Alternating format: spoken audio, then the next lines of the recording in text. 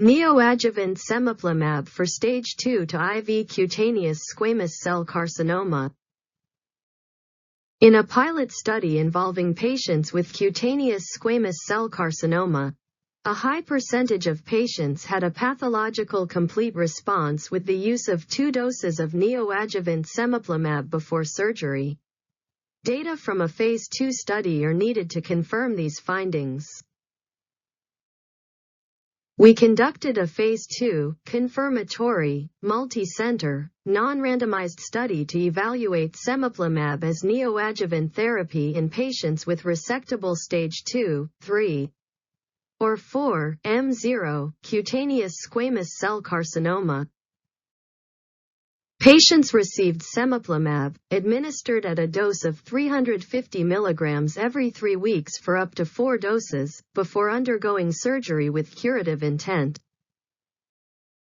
The primary endpoint was a pathological complete response, the absence of viable tumor cells in the surgical specimen, on independent review at a central laboratory, with a null hypothesis that a pathological complete response would be observed in 25% of patients. In the complete response state, tumors are not observed on images. Key secondary endpoints included a pathological major response, the presence of viable tumor cells that constitute as less than or equal to 10% of the surgical specimen.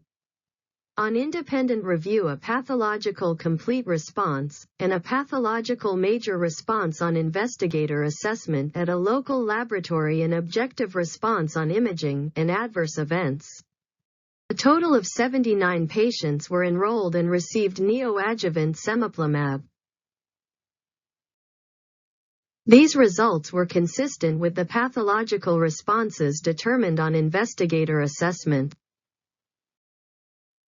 An objective response on imaging was observed in 54 patients. Adverse events of any grade that occurred during the study period, regardless of whether they were attributed to the study treatment, were observed in 69 patients, 87%. Grade 3 or higher adverse events that occurred during the study period were observed in 14 patients, 18%. Neoadjuvant therapy with Cemiplimab was associated with a pathological complete response in a high percentage of patients with resectable cutaneous squamous cell carcinoma.